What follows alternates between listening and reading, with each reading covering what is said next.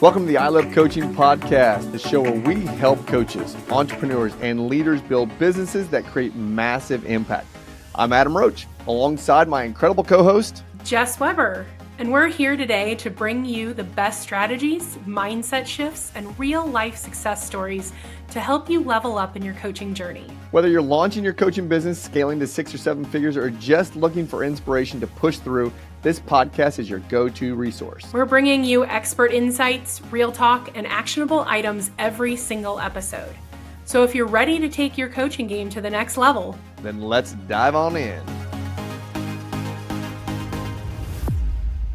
Welcome back, everybody. Welcome back to the I Love Coaching podcast. My name is Adam Roach. I am your host, along with my co-host, Jess Weber, and I am excited to be here. Hey, Jess. Good. What's new in your world? What's going on these days? Well, it's funny. Right after we recorded the last episode about breaking free from your box, I went to an event to learn how to go more viral in your social media content. And it was funny how many times I used that analogy talking to other entrepreneurs after we recorded that episode. And so I cannot wait for people to listen to that one if they haven't already, because I think it's such a point to make about being aware, self-aware. So I had a blast, and I love that was a relevant conversation. That's good. Yeah.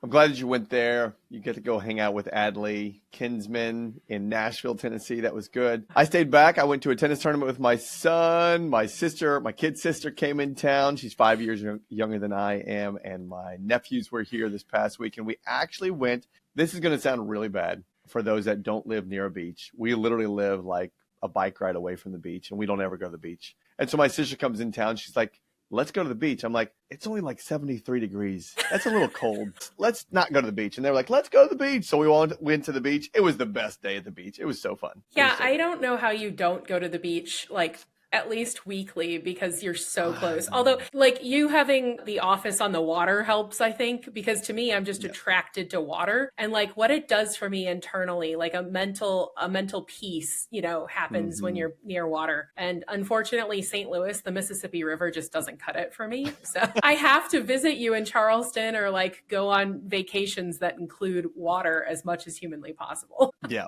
Nope. I love it. Love it. Love it. Love it. Okay. So I'm going to take us down a path today that however you listeners want to hear this, that's completely up to you. So the content that we're going to discuss today came from when I was at Seacoast, which is our church here in Mount Pleasant, South Carolina. And it came, though, from a guest speaker. Now, this individual was not a pastor, but boy, could he preach. He actually is an English, so from England, investment banker. He's also an author. He is a VC. This guy was incredible. His name is Ken Costa. Costa is his last name. And Jess, he said something yesterday that we've heard it so many different ways. And I really want to have a conversation around this. Though for the context of the website, I'll go with my spirituality into what he said. Listeners, you approach this language any way you want to. He says God has two speeds. God has two speeds. The first speed is slow. And then he said painfully slow. And he said the second speed is suddenly. And I sat there. I take notes at church. I'm that guy that takes notes. By the way, if you want my notes, you'll see that I always post them on my Instagram story as a screen capture. And I'll just say, text me God or notes or whatever. And I'll send you my church notes. Though when I'm taking notes, I actually paused when he said that. And I thought, wow. How true is that the universe or God, whatever way you want to look at it, the first step or the first speed that he has is slow. Let's talk about that. Let's talk about how the world, and he said painfully slow. And I was like, he is so right, because there's so many things you and I are just talking about in our L10 of the acronym, or not the acronym, but the analogy of building a house. You're like, you build the house first without the foundation, and then you build the house, Jess, within the house on top of it. But Adam Roach likes to build a house and then, let's go figure out the foundation. So let's talk about this slow, this painfully slow process in a speed. Yeah. Well, and I love that you say that. I mean, So to summarize it, there's two speeds to the world and to things operating. It's either too slow or it's suddenly, and it's a surprise. And I think that's applicable for anything, but I think it's especially true in the world of an entrepreneur, because you're exactly right. We have big goals, big ideas, big vision. And so having to slow down long enough to build a system, build a foundation, build a process, or test something we've built to then scale and speed up, it always feels so slow. And yet otherwise, things are happening at what feels like the speed of light, right? That suddenly feeling. And so I love that analogy and that frame of reference, because you're exactly right. It's either too slow or too fast. I can speak from personal experience in the business world, in the relationship world, in the parenting world. I mean, how many times in the parenting world when we have children in diapers, they're like, gosh, I can't wait not to change a diaper again. Yeah. When can I potty train this child of mine? Right? And I may or may not have potty trained my son by peeing off the front porch, but that's a whole nother podcast. At the end of the day, though, the next thing you know, the sudden happens and they're driving a car. Yeah. Yeah. Right. You went from potty training to driving a car, or in the case of business or in the coaching space, you're like, gosh, do I have what it takes to be a coach? And then you're making $100,000 a month. Right. It's a crazy thing. And I love the parenting analogy in this instance as well, because mine's only 4.5, but he's 4.5 going on 44, I feel like, most of the time. So it's still, I look at him all the time and he's sitting there having these incredible insights and, conversations with me that a 4-year-old should not be able to have. And I'm like, I feel like it was just yesterday we were sitting in the hospital trying to, get him to eat by a bottle instead of an NG tube down his nose. So yes, still crazy how things happen. And it's one of those things where I think you don't realize it unless you are intentional about reflection and like introspection, and being self-aware. And so I think that's part of the conversation that we need to have in this context is you are going to be blindsided by all of the sudden if you don't take time to slow down long enough to reflect either. Yeah. Though I want to go down the path of, let's just stay in the entrepreneurial space. Okay. Right. In the entrepreneurial space, this painfully slow process. So in the last couple of months, I have been working in our outbound sales role, and the conversations that I have been having, golly, we've done podcasts on them. And the level of fear that has been in some of these individuals in handcuffed roles, right? They know they're in a handcuffed role. They won't get out of this handcuffed role because of fear. And that life that they're living is so slow, right? It's a slow, painful, and I used to say this, that, and I've also heard this coached to me in many different ways, that you don't realize how much you're actually dying because you're dying a slow, painful process, but you don't realize that it's actually a fast. You're slowly dying. Let's just put it that way, right? Well, it's either you're dying or you're living, and right. So you either recognize that you're dying and take action to live, or you continue to slowly rot away. Right. And I think you're exactly right in the fact that fear is a freezer by nature, right? So people will not take action because they're fearful of the outcome, and yet their fear is what holds them in place until life suddenly happens, right? And so you can either choose to act, or you can be stuck in a place until life does something that slaps you upside the head. So I'm sitting here thinking about those people that you're talking about, the conversations you've had, because you and I both used to work in the same space. And that is exactly what happened to me. I knew that I wanted to change my situation because I felt like I was handcuffed. I felt like I was stuck in a box, and I was slowly dying inside. I was actually physically slowly dying because the diabetes was killing me at the same time, and I didn't even know it then. And literally. So I was literally dying. I was emotionally dying. I mean, it was all the things. but I didn't even know it really because I hadn't slowed down long enough to recognize it. And it wasn't until life hit me suddenly with needing to make a change for my son's health and me going to them and saying, hey, I need to make a change. And they said, well, we don't want to be in business with you anymore. That life had happened, went from being slow to being sudden, right? And so it's one of those things where it's like, do you want to be prepared and work in the slowness and be intentional and take action? Or do you want to be slapped upside the head? Yeah. And Well, but here's the feel thing. unprepared Life at the same time, right? is going to slap you upside the head, right? It is. If you want to go back to scripture talks about the wilderness, right? The wilderness is that place where you are being prepared for that next spout, right? Mm-hmm. That the promised land, so to speak, right? And though the fear creates such settling that it actually, gosh, what's the word that I want to use? It's complacency. It's like, but it saddens me, right? yeah. It saddens me who I am someone that the days feel slow to me, but our trajectory upward is so amazing. We're so blessed to be able to do what we do and serve the community that we serve and lead these people. And the amount of feedback that we get on a weekly basis of people that are feeling this sudden happen because of the environment and the product inside of I Love Coaching is so rewarding. So listeners, if you're hearing us right now and you are in a painful spot, just know that it could get worse. It could get slower, and it probably will get slower, though it's up to you to take action in that space. I'll go back to my teaching tennis days. So my teaching tennis days, I taught tennis for, in college, post-college, and that's how I made money in college. And then as I got out of college and started playing pseudo-professional tennis, because I found out real quick, an American, not a European, was getting my butt kicked, that I got in the tennis business.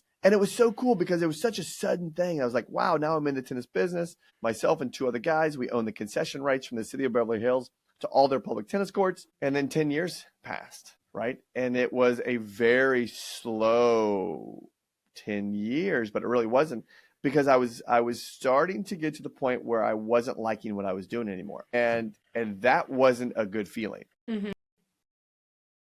And so what happened is I went to the spot of almost not necessarily sabotaging myself, but I got to the part where I didn't know what to do next, right? Yeah. I really didn't know what to do next until I really started to sit back and say, okay, fine, where do I need to take some risks? Where do I need to take some action? And is it going to be scary? Jess, I went so far as to literally move across country. I mean, I moved cross country to make a change, and then all of a sudden, I'm in a completely different environment. All of a sudden, I'm in a completely different spot, different income opportunities, just completely different. Though it happened, what felt like in a very sudden moment. Mm-hmm. But you had to be open to that, and you had to be aware that something was going to happen. And so I think that's what I was kind of getting at in the whole reflective thing is you can't prepare for everything, right? You can't be emotionally or physically prepared for every potential future,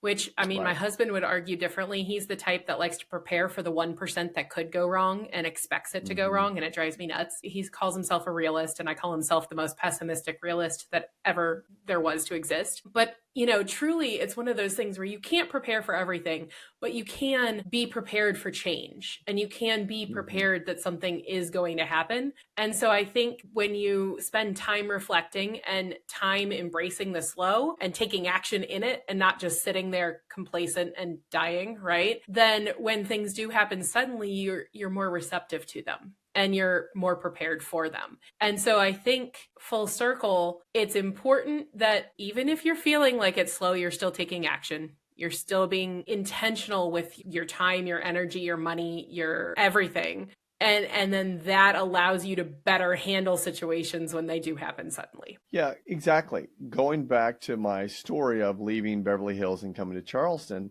I had someone ask me, they said, what do you want? And I said, well, it's simple. I want to live in a place where everyone can drive by and say that's where Adam Roach lives. Secondly, I want to be able to get to the beach whenever I want to. And thirdly, I need to live in a place where it never, ever snows. People can drive by my house and say that's where Adam Roach lives. We live less than 2 miles, a bike ride away from the beach. And I'll be damned, it snowed here this past year. So I think I might have to move further south. So I think I'm in that slow, then getting ready to be a sudden space again. I doubt it though. So, but I say that jokingly and funny, but at the same time, there's two types of speeds. I want to bring this back again. There's two types of speeds: slow, painfully slow, and then sudden. And you need to recognize where you are in your process of wealth building. And now wealth can be anything. That can be time, that can be social, that can be financial, that can be health, right? The 5 Types of Wealth book, that is a phenomenal book, which we will have the author on here, Jess, one day. I promise I'm going to bring that author on this podcast. I mean, we really have to pay attention to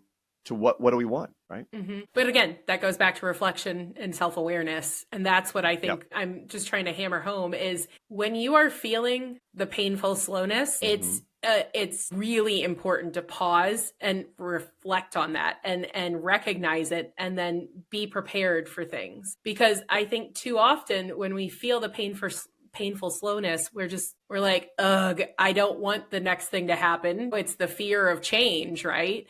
And yet you have to know that change is coming. Change is inevitable. And so it's how are you going to prepare yourself to be more wealthy, like you said, or to have, some level of opportunity or energy come from it. And so I'm the type of person where I'm like, I know that I'm sitting on the precipice of something. And when I do that, I do want it to happen, but I want it to happen in a way that I feel like I'm in control of my energy. I don't want it to happen chaotically, and I don't want to have to respond to it fearfully. So I'm the type of person who literally, I think I've mentioned it on a previous episode, I had some big ideas that I had to wrestle with. I went and locked myself in a hotel room for 12 hours. No music, no TV, no nothing. I sat there with my blank document and worked on things for 12 hours to process them, right? Other people I know, one of our mentors and coaches, he literally rented a van and went into the wilderness for 4 days and off the grid.